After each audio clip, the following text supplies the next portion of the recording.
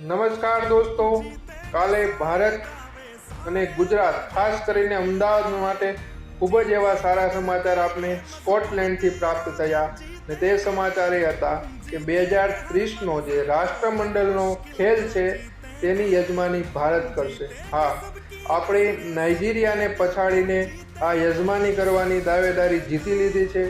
આ ભારતમાં યોજાનારો બીજો રાષ્ટ્રમંડળ ખેલ હશે. આની પહેલાં 2010માં દિલ્હીમાં આપણે આ કોમનવેલ્થ ગેમની યજમાની કરી ચૂક્યા છીએ અને આ 2030માં જે કોમનવેલ્થ ભારતમાં યોજાશે ત્યારે તેના 100 વર્ષ પૂર્ણ થશે. તે પણ મહત્ત્વની વાત છે. આપણા અમદાવાદના સરદાર વલ્લભભાઈ સ્પોર્ટ્સ કોમ્પ્લેક્સમાં આનું સંપૂર્ણ આયોજન થશે. જ્યાં મોટું સ્પોર્ટ્સ સંકુલ છે તેમાં 3000 કરતાં પણ વધારે ખેલાડીઓને આપણે સાચવી શકીએ તેવી એની વ્યવસ્થા છે. સૌપ્રથમ રાષ્ટ્રમંડળ ખેલ કેનેડામાં 1930માં યોજાયો હતો અને ભારતમાં બીજું યોજાઈ રહ્યો છે.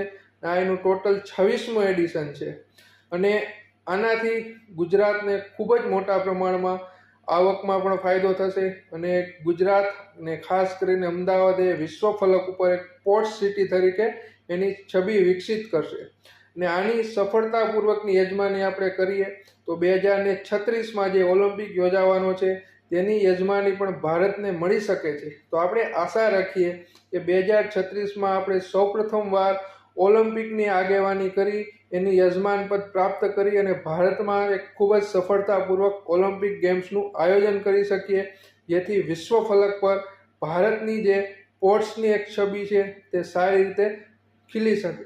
જય હિન્દ, વંદે માતરમ.